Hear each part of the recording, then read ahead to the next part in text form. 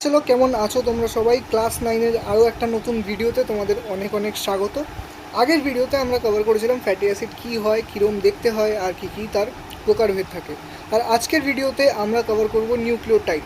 Nucleotide কী হয়, কী কী দিয়ে গঠিত হয় এবং এর সম্পূর্ণ কাজকর্ম কী হয়, সমস্ত কিছু আমরা ডিটেলে আলোচনা করব। তো চলো দেরি না করে স্টার্ট করা যাক। ফার্স্টে এটাই আসে যে নিউক্লিওটাইড এই জিনিসটা কী। নিউক্লিওটাইড হচ্ছে আমাদের জিনগত বস্তু, মানে ডিএনএ এবং আরএনএর মনোমার হিসেবে কাজ করে, বা যেটা অনেকগুলো পরপর যুক্ত হয়ে একসাথে কি তৈরি করে না, ডিএনএ এবং আরএনএ তৈরি করে।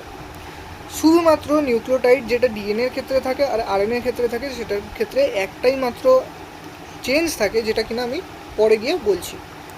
তো সাধারণত নিউক্লিওটাইড তৈরি হওয়ার জন্য তিনটে জিনিস দরকার পড়ে।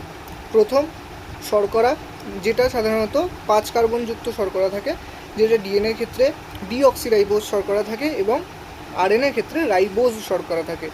এছাড়াও দুখানা কমন জিনিস থাকে, সেটা হচ্ছে নাইট্রোজেন বেস আর একটা হচ্ছে ফসফেট গ্রুপ। তো এই যে নাইট্রোজেন বেসটা, এই নাইট্রোজেন বেস ডিএনএর ক্ষেত্রে আলাদা হয়, সম্পূর্ণ আলাদা হয় না, কেবলমাত্র একটা জায়গাতেই আলাদা হয়, এবং আরএনএর ক্ষেত্রে কেবলমাত্র একটা জায়গাতেই আলাদা হয়।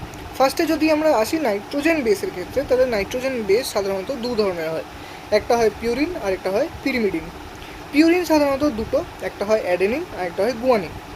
আর যেটা পিরিমিডিন সেটা হয় সাধারণত 3 ধরনের, তার মধ্যে দুখানা থাকে, যে কোনো দুখানা থাকে হচ্ছে, যে কোনো দুখানা ঠিক বলা উচিত না, স্পেসিফিক দুখানা থাকে হচ্ছে ডিএনএতে, স্পেসিফিক দুখানা থাকে হচ্ছে আরএনএতে। যেমন হচ্ছে থাইমিন আর সাইটোসিন, এই দুটো পিরিমিডিন থাকে হচ্ছে ডিএনএতে, আর সাইটোসিন আর ইউরাসিল এই দুটো থাকে হচ্ছে কিসে না, আরএনএতে। তা এইগুলো হলো কি নাইট্রোজেন বেস বা নাইট্রোজেন যুক্ত ক্ষারও আমরা বলে থাকি। এরপরে আসি আমরা ফসফরিক অ্যাসিডে। এই ফসফরিক অ্যাসিডের কাজটা কী করে? এই ফসফরিক অ্যাসিড সাধারণত একটা নিউক্লিওটাইডের সাথে আরেকটা নিউক্লিওটাইডকে জয়েন করতে সাহায্য করে। আবার নাইট্রোজেন বলছি, ফসফরিক অ্যাসিডে যে মাইনাস চার্জটা থাকে, মানে H3PO4-এর যে PO3-, ওই যে PO3 মাইনাসটা সাধারণত ডিএনএকে বা আরএনএকে নেগেটিভলি চার্জড করে, যেটা কিনা ওর বিভিন্ন ধরনের রাসায়নিক ধর্ম দেখাতেও হেল্প করে থাকে।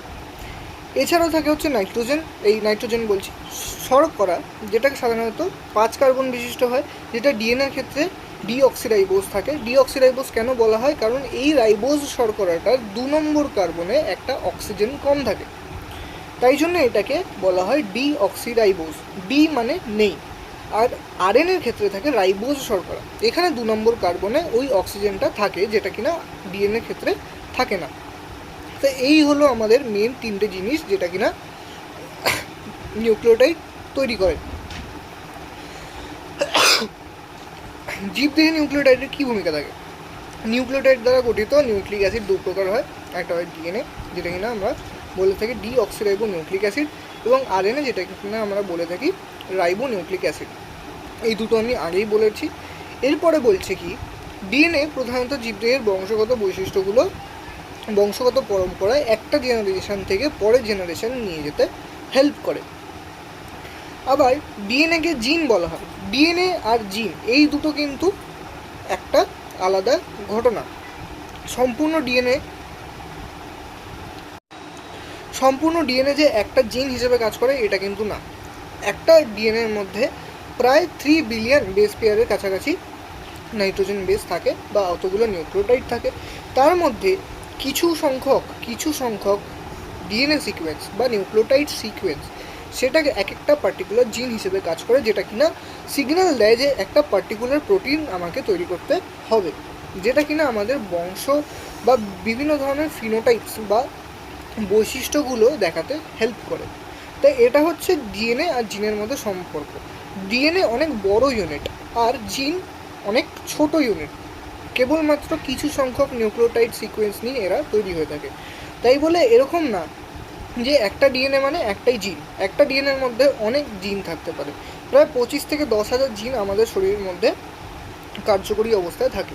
তো একটা ডিএনএর মধ্যে নিশ্চয়ই অনেক ছোটো ছোটো সিকোয়েন্স নিয়ে একটা জিন তৈরি হয়, না হলে একটা ডিএনএর মধ্যে কখনো 10,000 থেকে 25,000-এর কাছাকাছি জিন থাকা সম্ভবই নয়। এরপরে কি বলছে, অনেকগুলো নিউক্লিওটাইড একসাথে রৈখিক সজ্জায় শৃঙ্খলিত থেকে একটি পলিপেপটাইড তৈরি করে। পলিপেপটাইডটা কীভাবে তৈরি করে এখানে দেখা যাচ্ছে।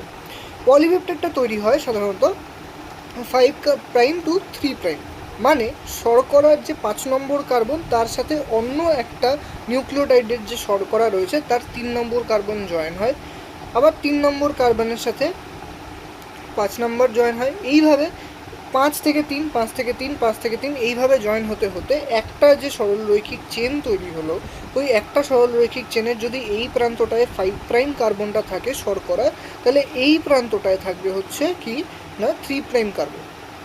এইভাবে এগুলো জয়েন হতে হতে হতে হতে যায়।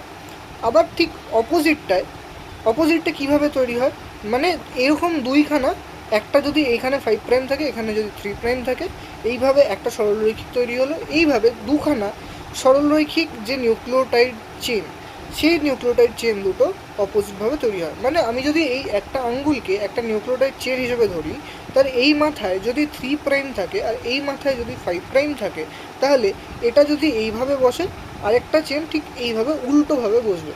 মানে এই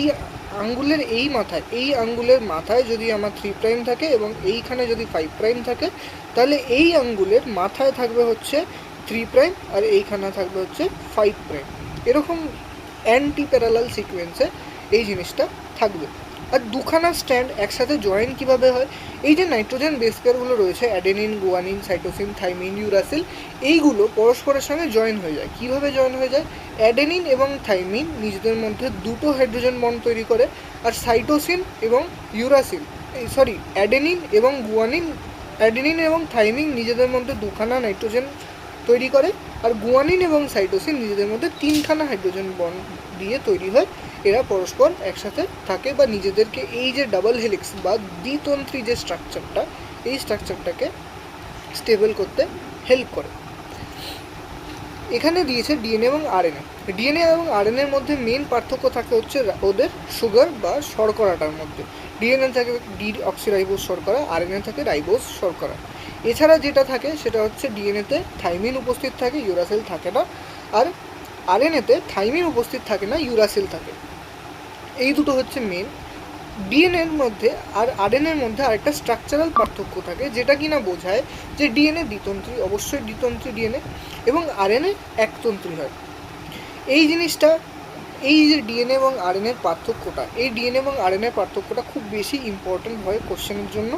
আর আমরা যদি এই যে নিউক্লিওটাইড কীভাবে তৈরি হয়, কী কী জিনিস নিয়ে তৈরি হয়, কীভাবে পরস্পর অ্যাড হয়ে তৈরি হয় হচ্ছে আমাদের ডিএনএটা, সেটা আমাদের বুঝতে হেল্প করছে। আর এটা যদি আমরা ভালো করে দেখে নিই, তাহলে আমাদের পরবর্তী সময়ে কোনো রকম অসুবিধা হওয়ার কথা না। তো আজকের ভিডিওতে আমরা এইটুকুই আলোচনা করলাম, এবং পরের ভিডিও থেকে আমরা জটিল শর্করা এই সমস্ত জিনিস নিয়ে আলোচনা করব। তো আজকের জন্য এইটুকুই। যদি ভালো লেগে থাকে তাহলে অবশ্যই চ্যানেলটা সাবস্ক্রাইব করে দাও আর লাইক করে দাও, এবং তোমার যদি মনে হয় কাউকে তুমি শেয়ার করবে, সেটাও তুমি অবশ্যই করতে পারো। তো আজকের জন্য এইটুকুই। Thank you so much.